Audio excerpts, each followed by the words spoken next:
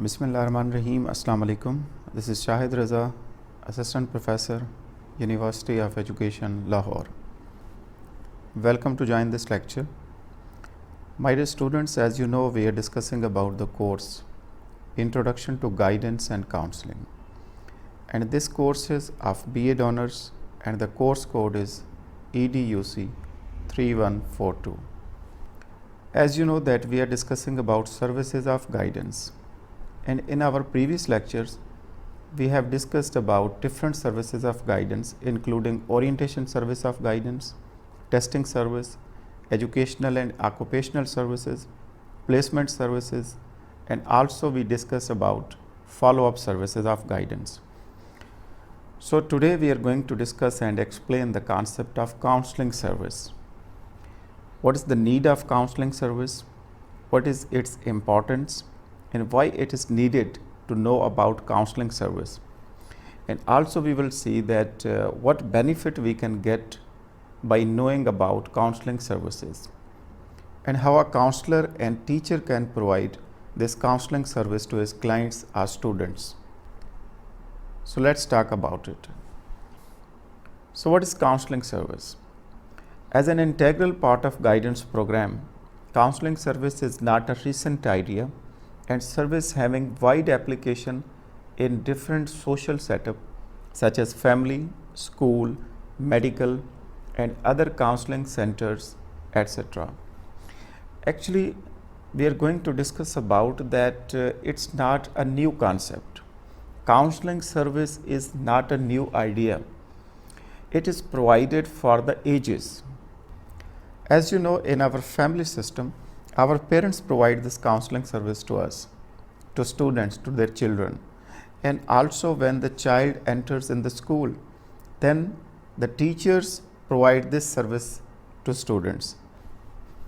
They can guide the students about teaching learning process and all the problems and difficulties and the objectives of that institution, what is their role, how the children can get different facilities available at that institution. So all that information is provided to students, and in this regard, teacher as a counselor can play his important role for providing counseling to their clients and students. And also you are well aware of about if we have any sort of medical problem and issue, then we consult doctors, and the doctors and psychiatrists and psychologists also provide us counseling related to our problems and issues. It is said that this is the service, the counseling service, which is provided to different stakeholders, to different people in different environments related to their different issues and problems. And it's not a new concept and idea, but rather it is provided for the ages, for the many years, even in family, school, medical situation, and so on. So counseling service may be provided by parents to children in the family, as we have already discussed about it, that parents are also providing counseling services related to different issues of their children in the family, in the home situation. And when he starts his formal education, then it's the responsibility of teachers to provide this counseling service to students. And when we have any sort of medical issues or problems, then doctors are providing best counseling services to their patients in medical situation and to remove the problems what generally occur in their lives. So actually what is the purpose and objective of providing counseling service? And that is overcoming different problems which are generally occurring in our lives.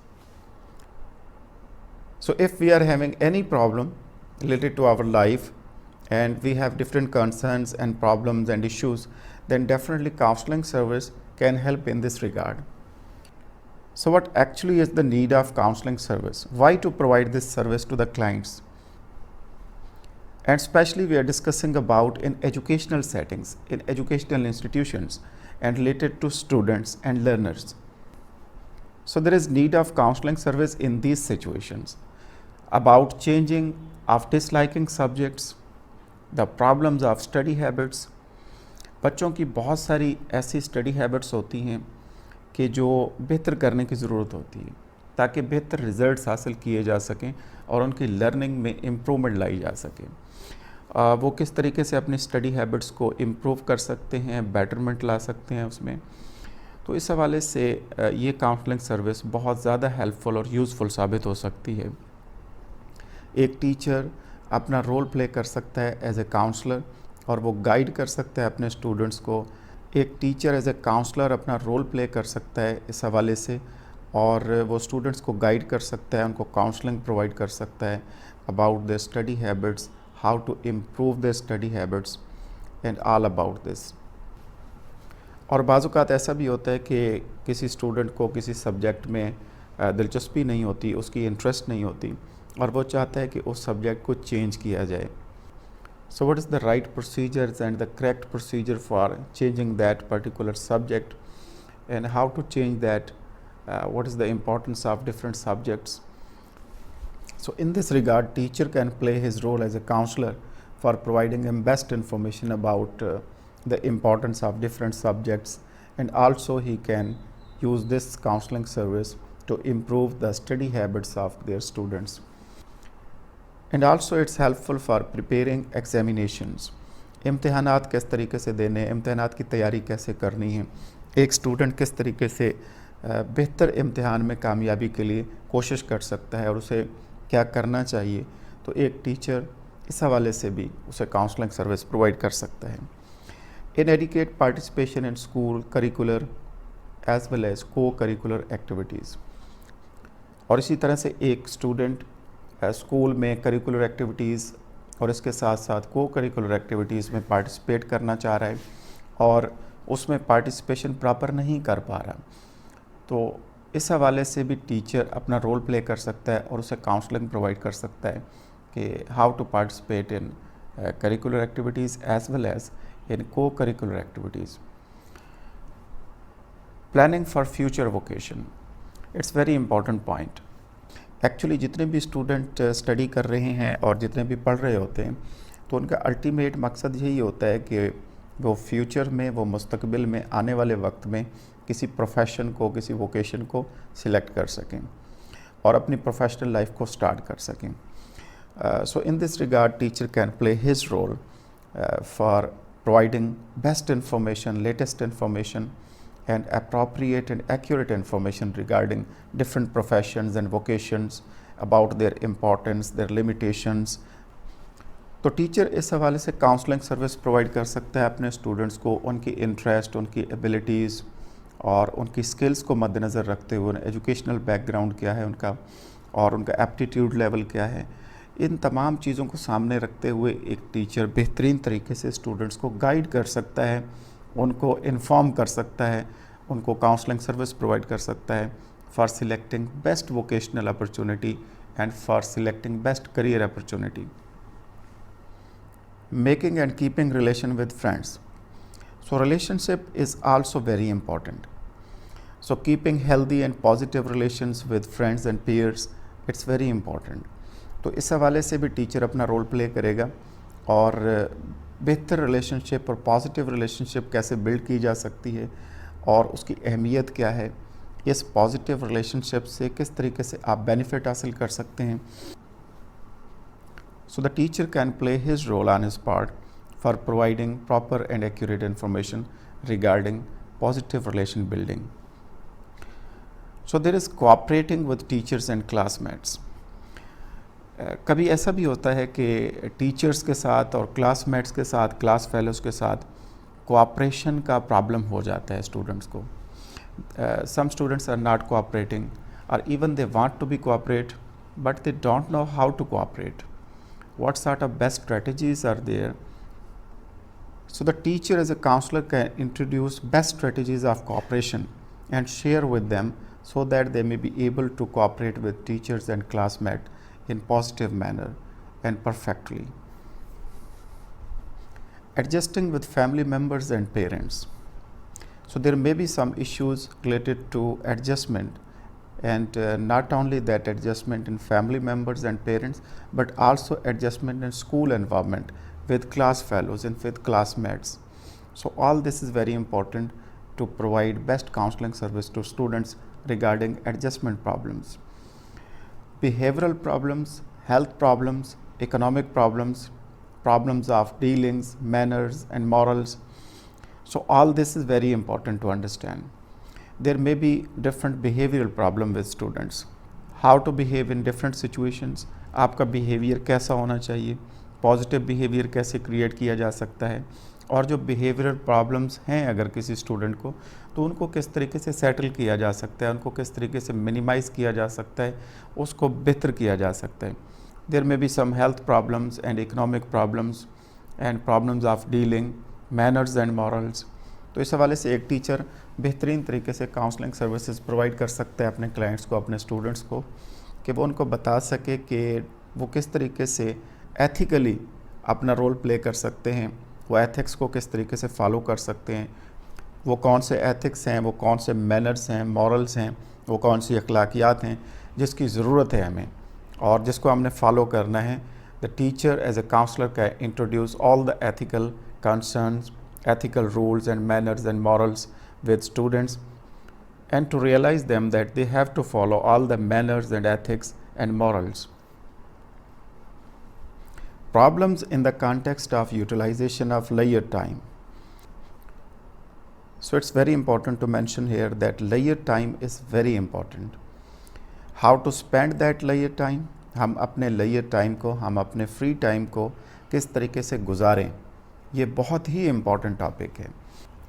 हो सकता है कि हम अपने layer time को, हम अपने free time को वेस्ट कर रहे हों और ऐसी एक्टिविटीज़ में वेस्ट कर रहे हों कि जिसका हमें फ़ायदा नहीं है, which are not positive in sense, और हमें उसको किस तरीके से पॉजिटिविटी की तरफ लेके आना है, हम उस लेयर टाइम को किस तरीके से पॉजिटिवली यूज़ कर सकते हैं और उससे फ़ायदा हासिल कर सकते हैं. Problems related to under achievement, absence and dropping out of school, college. So there may be some problems of underachievement. कुछ स्टूडेंट अचीवमेंट नहीं कर पा रहे होते. Actually they are trying to work hard. वो कोशिश कर रहे हैं अच्छा करने की, लेकिन वो कर नहीं पा रहे. There are problems related to their achievement. तो इस अचीवमेंट को किस तरीके से बेहतर करना है और इसमें इम्प्रूवमेंट लानी है. और अगर कोई एब्सेंस का प्रॉब्लम है, कुछ स्टूडेंट एब्सेंट रहते हैं किसी भी सब्जेक्ट में, किसी भी टीचर की क्लास में, तो इस हवाले से उनको किस तरीके से बेहतर आप गाइड कर सकते हैं. और कुछ स्टूडेंट अगर एब्सेंट रहते हैं and there is a problem of absence, then the teacher may provide best guidance and counselling to students. So the teacher can provide best counselling to their clients and students to remain present in the class, so that they may be able to achieve that target and objectives that they have set. So overall, in totality, we can say that there is importance of counseling service, and it's very important for teacher to understand the concept of counseling and to provide best counseling services to their clients. Counseling service. Counseling service is considered as the relationship between two individuals in which one helps the other to help himself. Actually, ये दो लोगों के दरमियान एक one to one relationship कह सकते हैं, और इसमें आप रैपो बिल्डिंग करते हैं, एक एतमाद साजी का माहौल बनाते हैं, और ये जो माहौल होता है ये बहुत ही पॉजिटिव होता है. इसमें रिलेशनशिप बिल्डिंग होती है, इसमें एक एतमाद की फ़िज़ा को डेवलप किया जाता है, उसको बनाया जाता है कि ऐसी फ़िज़ा, ऐसा माहौल, ऐसी एनवायरनमेंट क्रिएट की जाए दोनों के दरमियान, यानी काउंसलर जो काउंसलिंग प्रोवाइड कर रहा है और जिसे प्रोवाइड की जा रही है, दैट इज़ कॉल्ड काउंसली. आपका स्टूडेंट हो सकता है वो. तो टीचर और student as a counsellor and counselee, जब आप प्रोवाइड कर रहे हैं ये काउंसलिंग अपने क्लाइंट को, तो दोनों के दरमियान एक पॉजिटिव रिलेशनशिप बिल्डिंग होनी चाहिए, रैपो बिल्डिंग होनी चाहिए, एतमाद का माहौल क्रिएट करना चाहिए, ताकि आप शेयर कर सकें वो प्रॉब्लम्स एक दूसरे के साथ और उसका बेस्ट सोल्यूशन जो है वो तलाश किया जा सके. So here is one definition. Counselling is defined as consultation, mutual interchange of opinions, deliberating together. तो वही बात जो अभी हम डिस्कस कर रहे थे, ये एक कंसल्टेशन प्रोसेस है, ये एक म्यूचुअल इंटरचेंज ऑफ ओपिनियंस है, यानी आप ओपिनियन अपनी, आप अपने प्रॉब्लम्स, आप अपने कंसर्न्स एक दूसरे के साथ शेयर कर रहे हैं और उसको हल करने के लिए कोशिश कर रहे हैं. That is called counselling. Effective counseling services are intended to establish a relationship between the student and the institution. जो इफ़ेक्टिव काउंसलिंग सर्विस हैं उनका मकसद होता है कि स्टूडेंट और इंस्टीट्यूशन के दरमियान एक बेहतरीन रिलेशनशिप को इस्टेब्लिश किया जाए, so as to enable the student to achieve optimum adjustment and development which is important to institutional progress। और अगर आप ये रिलेशनशिप क्रिएट कर लेते हैं और एक पॉजिटिव रिलेशनशिप बना लेते हैं, एतमाद साजी का माहौल क्रिएट कर लेते हैं और अपने क्लाइंट को उसके प्रॉब्लम्स और कंसर्न्स के बारे में मुकम्मल गाइड कर सकते हैं, तो ये चीज़ फ़ायदा देती है ओवरऑल इंस्टीट्यूशनल प्रोग्रेस की तरफ। यानी आपका पूरा इंस्टीट्यूशन एक प्रोग्रेस की तरफ जाता है और इंडिविजुअल तौर पे आपका क्लाइंट जिसे आप काउंसलिंग सर्विस प्रोवाइड कर रहे हैं उसको भी बेनिफिट मिलता है। So counselling service is a process which establishes one to one relationship between two individuals. अभी हम बात कर रहे थे कि ये वन टू वन रिलेशनशिप है, दो इंडिविजुअल्स हैं, एक काउंसलर है एक काउंसली है, उनके दरमियान एक रिलेशनशिप है और उसमें आप शेयरिंग कर रहे हैं अपने प्रॉब्लम्स को और उसके सोल्यूशन की तरफ कोशिश कर रहे हैं। One person needs counselling as he has worries, problems, anxieties, tensions and difficulties where he is unable to cope with alone. तो एक फ़र्द है, एक शख्स है, एक इंडिविजुअल है, वो आपका स्टूडेंट हो सकता है इन एजुकेशनल सेटिंग, तो उसको कोई वरीज हो सकती हैं, he may have some problems and anxieties and tensions, he may face some sort of difficulties। तो इन डिफ़िकल्टीज़, प्रॉब्लम, एंग्जाइटी, टेंशन्स को आपने सुनना है और फिर उसको सेटल करने के लिए आपने कोशिश करनी है और काउंसलिंग प्रोवाइड करनी है अपने क्लाइंट को, ताकि उसकी जो प्रॉब्लम्स, एंग्जाइटीज़, टेंशन, डिफ़िकल्टीज़ हैं उससे वो बाहर निकल सके, उसको कम कर सके। और अगर ये टेंशन्स रहती हैं तो डेफिनेटली इसका असर पड़ता है उसकी लर्निंग के ऊपर और उसकी प्रोग्रेस के ऊपर। The other person helps farmer solving his problems on the basis of his previous experience, knowledge of training and experience of counseling। तो जो काउंसलर है वो इज़ प्रोवाइडिंग काउंसलिंग, तो वो प्रॉब्लम्स को अंडरस्टैंड करने की कोशिश करेगा, उन प्रॉब्लम्स को सॉल्व करने की तरफ एक स्टेप आगे बढ़ेगा और प्रॉब्लम्स की सलूशन के हवाले से वो अपना प्रीवियस एक्सपीरियंस, उसके पास जो नॉलेज है, उसके पास जो एक्सपर्टीज़ है, वो जो ट्रेनिंग रखता है, उसका काउंसलिंग के हवाले से जो एक्सपीरियंस है, इन तमाम चीज़ों को सामने रखकर वो बेहतर तौर पर काउंसलिंग प्रोवाइड कर सकता है अपने क्लाइंट को। तो यहाँ पे बात ये की जा रही है कि जो काउंसलर है वो जब काउंसलिंग प्रोवाइड करेगा और उस काउंसलिंग सर्विस को यूज़ करेगा, then it's very mandatory and important for him to have some sort of experience related to this counseling service. He should have proper knowledge about it and he should have training about it। तो अगर वो proper knowledge रखता है, training है उसके पास experience है, तो इस एक्सपीरियंस, ट्रेनिंग और नॉलेज की बेस पर वो बेहतर काउंसलिंग सर्विस प्रोवाइड कर पाएगा। So the person who seeks assistance feeling its need is recognized as the counselee and the person who offers assistance to counselee is identified as the counselor। तो बड़ी simple सी बात है कि ये discuss किया जा रहा है कि जो पर्सन जिसको ज़रूरत होती है असिस्टेंट्स की, जिसको हेल्प चाहिए, जो अपने प्रॉब्लम शेयर करना चाह रहा है और अपने प्रॉब्लम की सलूशन के लिए आपसे बात कर रहा है, that person is called counsellee. और जो शख्स प्रोवाइड करने जा रहा है काउंसलिंग सर्विस, वो टीचर हो सकता है, वो काउंसलर हो सकता है, that is called counsellor. The next point is that the relationship between the two persons, namely counselee and the counselor, is based and strengthened on mutual trust, acceptance, sharing safety and cooperation and friendly relation। तो relationship बहुत ज़रूरी है, एक positive relationship होना चाहिए, trust building होनी चाहिए, एक रेपो बिल्डिंग होनी चाहिए, म्यूचुअल ट्रस्ट होनी चाहिए, एक्सेप्टेंस होनी चाहिए, आप एक दूसरे के ऊपर एतमाद कर रहे हों, एथिकल प्रिंसिपल्स को सामने रखा जाए, कॉन्फिडेंशियलिटी को सामने रखा जाए।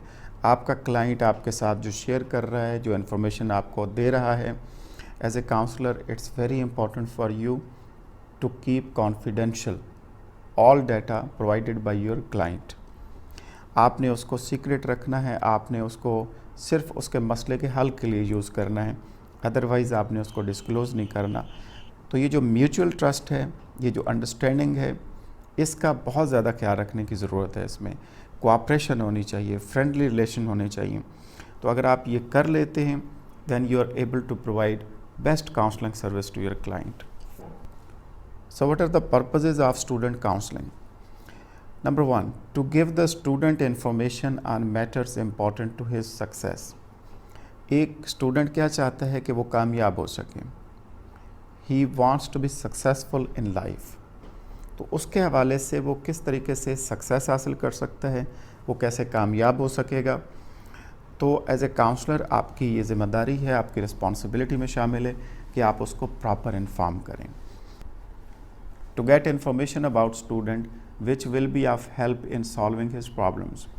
तो स्टूडेंट काउंसलिंग का एक पर्पस ये भी है कि स्टूडेंट की हेल्प की जाए, उसको इन्फॉर्मेशन प्रोवाइड की जाए और उसको एक बुनियादी अंडरस्टैंडिंग दी जाए कि वो अपने प्रॉब्लम्स को किस तरीके से सॉल्व कर पाएगा। To establish a feeling of mutual understanding between student and teacher, और एक म्यूचुअल अंडरस्टैंडिंग क्रिएट करना, एक फीलिंग ऑफ म्यूचुअल अंडरस्टैंडिंग की कोशिश करना दोनों के दरमियान, काउंसलर और काउंसली यानी teacher and student. To help student work out a plan for solving his difficulties. Student may face a lot of difficulties, तो इन डिफ़िकल्टीज़ को किस तरीके से आपने हैंडल करना है, सॉल्यूशन की तरफ कैसे बढ़ना है। To help the student know himself better, his interest, abilities, aptitudes and opportunities. One of the purpose of student counselling is actually for helping student कि वो जान सके कि उसकी इंटरेस्ट क्या है, उसकी एबिलिटीज़ क्या हैं, उसका एप्टीट्यूड क्या है, and what are different opportunities for him. वो किस तरीके से डिफरेंट अपॉर्चुनिटीज़ को अवेल कर सकता है।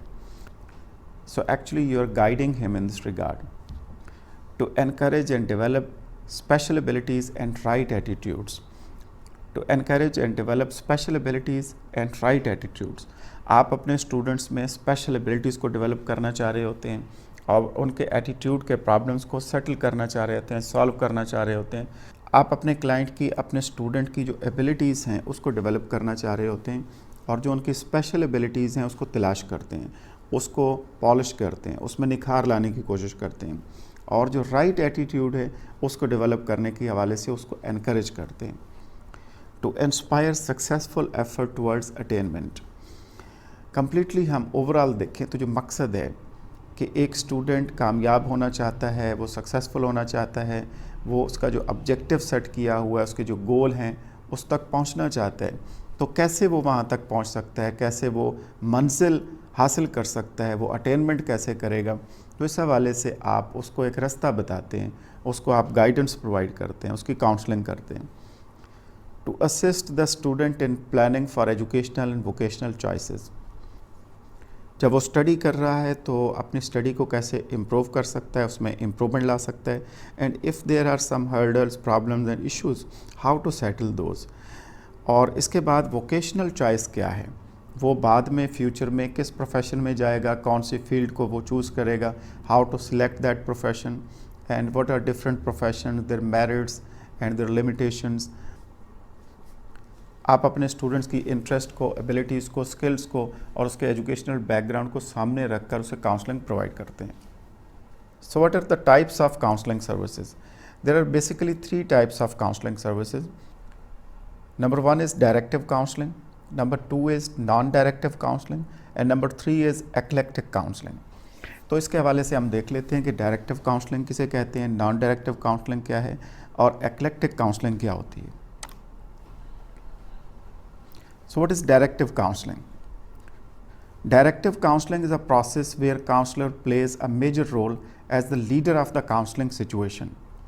Directive counseling में जो काउंसलर है वो लीडर का रोल प्ले करता है। He is actually leading the situation. वो सिचुएशन को लीड कर रहा होता है। एक क्लाइंट आपके सामने है, आपका स्टूडेंट आपके पास आया है and he is sharing his problems and concerns with you. In that situation, you are providing your role as leader. You are leading that situation. Due to this cause, directive counseling is considered and recognized as counselor-centered counseling. तो इसीलिए इसे counsellor centred counselling भी कहा जाता है। यानी इसमें आप इम्पॉर्टेंट रोल प्ले कर रहे होते हैं, आप एज ए लीडर का रोल प्ले कर रहे हैं, आप लीड कर रहे हैं सिचुएशन को। इस वजह से इसे काउंसलर सेंटर्ड काउंसलिंग कहते हैं। In this counseling service, counselor conducts the interview with the counselee to know the problems of the student.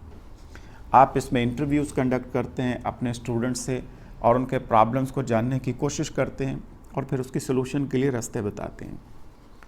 Both counselor and counselee should proceed in the counseling work with full cooperation and friendly relation. बार बार इसको discuss किया जा रहा है कि जब तक trust नहीं होगी, जब तक कोऑपरेशन नहीं होगा और जब तक फ्रेंडली रिलेशनशिप नहीं होगी, उस वक्त तक आप वो ऑब्जेक्टिव्स हासिल नहीं कर सकते जो आपने सेट किए हैं। और जो काउंसलर है वो अपने काउंसली को, अपने स्टूडेंट को, अपने क्लाइंट को उसके प्रॉब्लम से रिलेटेड गाइडलाइंस देता है कि किस तरीके से वो प्रॉब्लम को हल कर सकता है और किस तरीके से वो डिसीजन ले सकता है। So here comes non directive counselling. This type of counselling the counsellee occupies an important place and plays significant role in the process. इस तरह की काउंसलिंग में जो नॉन डायरेक्टिव काउंसलिंग है, इसमें सबसे ज़्यादा फोकस और सबसे ज़्यादा इम्पॉर्टेंस और एम्फोसिस काउंसली के ऊपर होता है। यानी आपका जो क्लाइंट है वो आपका स्टूडेंट है, उसके ऊपर आप फोकस करेंगे और सबसे ज़्यादा एम्फोसिस उसके ऊपर होगा। Of course counselee develops insight for the solution of problem with the help of the counsellor whose role is passive. Actually आप उसकी बात को सुन रहे होंगे, आप एक्टिव लिसनर का रोल प्ले कर रहे होंगे, आप अंडरस्टैंड कर पा रहे होंगे कि what he is saying, what are their problems and how he is sharing with you his problems, and you are actually performing your role as a passive listener. Actually आप इस सिचुएशन में अपने client, अपने student की जो problems हैं, उसकी जो कंसर्न्स हैं, उसको एक्टिव लिसनिंग के ज़रिए अंडरस्टैंड करने की कोशिश करते हैं और आपका एम्फोसिस और फोकस आपका क्लाइंट होता है। Due to this reason counsellor gets a lot of privilege and freedom to help himself. तो इसमें सबसे ज़्यादा आप फोकस उस पर कर रहे हैं, अपने क्लाइंट के ऊपर, उसे फ्रीडम दे रहे हैं, उसकी बात को अंडरस्टैंड कर रहे हैं और उसकी बात को एक्टिव लिसनर के तौर पे सुन रहे हैं, अंडरस्टैंड कर रहे हैं। In this friendly situation counsellor expresses his feelings freely and counsellor accepts the idea and feeling of counselee with sympathy. तो ये जो ट्रस्ट की फ़ज़ा है और ये जो माहौल है जिसमें ट्रस्ट बिल्डिंग है, जिसमें रेपो बिल्डिंग है, जिसमें आप अपने क्लाइंट को मौका दे रहे हैं कि वो आपके साथ अपने प्रॉब्लम्स को बेहतर तौर पे शेयर कर सके, एक्सप्रेस कर सके अपनी फीलिंग्स को फ्रीली, तो actually you are focusing and emphasising your counselling your student. तो इस तरह की काउंसलिंग जिसमें आप फोकस कर रहे होते हैं अपने क्लाइंट के ऊपर, अपने स्टूडेंट के ऊपर, उसकी बात, उसके प्रॉब्लम्स, उसकी कंसर्न्स के ऊपर, तो ये नॉन डायरेक्टिव काउंसलिंग कहलाती है। इसमें फोकस आप अपने ऊपर नहीं करते as a counsellor, actually you are focusing your client. And number 3 is eclectic counselling. Eclectic counselling क्या होती है? It's not extreme form of counselling like directive counselling and non directive counselling. In directive counseling, counselor plays a dominant role, and contrary to this, in non-directive counseling, counseling commands precious place, being more active than counselor.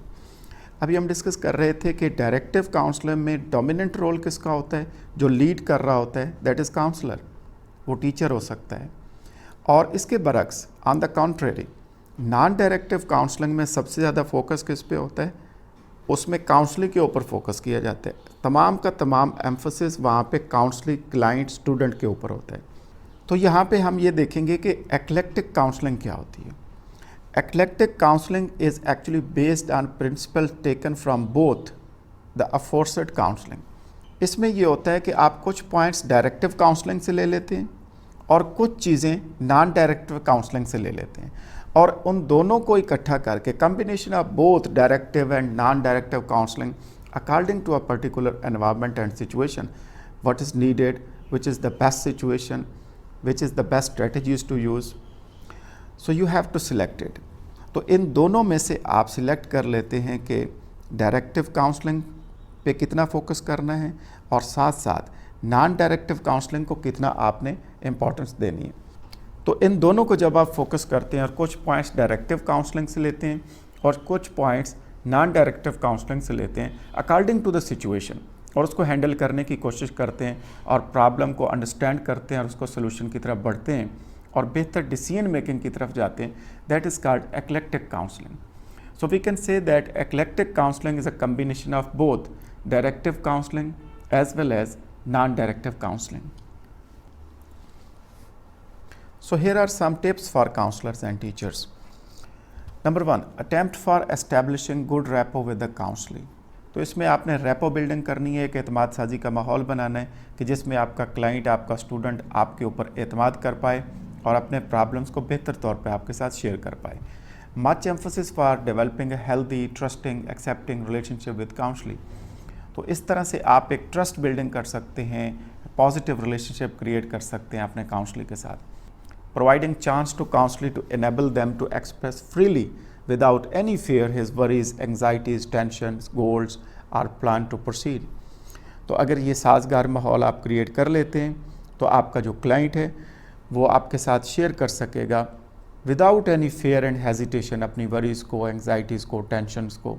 और as a counsellor आप समझ पाएंगे कि what actually are the reasons for these worries, anxieties and tensions. Number 4 is assistance for helping counselor to develop insight into his original and factual problems.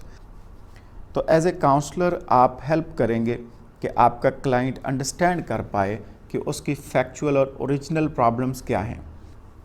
And to enable him to understand himself and the environment which surrounds him. और वो इस चीज़ को भी understand कर पाए कि जिस environment में वो ज़िंदगी गुजार रहा है उसके हवाले से प्रॉब्लमेटिक कंसर्न्स क्या हैं और उसने किस तरीके से उस एनवायरनमेंट का हिस्सा बनकर अपनी ज़िंदगी को बेहतर तरीके से गुजारना है. Thinking and discussing a plan to overcome the difficulties. और इसके साथ साथ जितनी भी डिफ़िकल्टीज़ हैं, प्रॉब्लम्स हैं, उसको ओवरकम करने के लिए, उससे बाहर आने के लिए आपने एक प्लान देना होता है, एक डिसीजन मेकिंग प्रोसेस से गुजरना होता है. तो इन तमाम डिफ़िकल्टीज़ को ओवरकम करने के लिए, इससे निकलने के लिए आपने वो रास्ते बताने हैं अपने क्लाइंट को जो बहुत ज़रूरी हैं. Encouraging counsellor to develop self confidence and self concept to challenge the faced problem. और आपने अपने क्लाइंट में, अपने स्टूडेंट में सेल्फ कॉन्फिडेंस को डेवलप करना है कि वो डिफरेंट चैलेंजेस जो फेस कर रहा है, वो प्रॉब्लम्स जिसको वो फेस कर रहा है, उनसे बाहर आ सके और उनका मुकाबला कर सके. Creating climate to change the attitude and behaviour of parents, teachers and friends towards the counsellor. और आपने एज ए काउंसलर ये भी कोशिश करनी है कि उस बिहेवियर और एटीट्यूड को बदल पाएँ. पेरेंट्स का है, टीचर्स का है या फ्रेंड्स का है, उस फ़र्द के हवाले से, उस इंडिविजुअल के हवाले से जिसको प्रॉब्लमेटिक सिचुएशन है और जो अपने प्रॉब्लम्स को शेयर कर रहा है, उसके प्रॉब्लम्स को हैंडल करने के हवाले से जितने भी स्टेक होल्डर्स हैं उनका एटीट्यूड और बिहेवियर बदलने की भी कोशिश करेंगे. और उसमें उसके पेरेंट्स आ सकते हैं, उसके टीचर्स शामिल हो सकते हैं, उसके फ्रेंड्स हैं. And finally engaging counsellor in such a way that he would not feel lazy and uneasy. तो आप कोशिश करेंगे कि अपने काउंसलिंग को इस तरीके से आप डील करें कि वो लेज़ी फील ना करे, वो अनईजी फील ना करे. He feel relaxed, he feel positive and he feels motivated. So here are final words. Counselling is a very important service given in schools and colleges and even universities for the educational, personal and vocational development of each student. तो ये किसी भी level पे, किसी भी institution में, वो school है, कॉलेज है, यूनिवर्सिटी है, एजुकेशनल इंस्टीट्यूशन है, तो हर जगह पे ये काउंसलिंग बहुत ज़रूरी है कि ये सर्विस प्रोवाइड की जाए. अगर आप चाहते हैं कि अपने क्लाइंट की, अपने स्टूडेंट की, अपने काउंसलर की पर्सनल डेवलपमेंट करना चाहते हैं, उसके वोकेशनल डेवलपमेंट के हवाले से आप काम करना चाह रहे हैं, then you have to provide counselling service in proper way. Counselling services are considered the heart of the guidance programme. और फाइनली हम ये कह सकते हैं कि जो काउंसलिंग सर्विसेज हैं ये किसी भी गाइडेंस प्रोग्राम का हार्ट हैं. तो इस हवाले से सबसे ज़्यादा फोकस और एम्फसिस आपका होना चाहिए for providing best services of counselling to your client.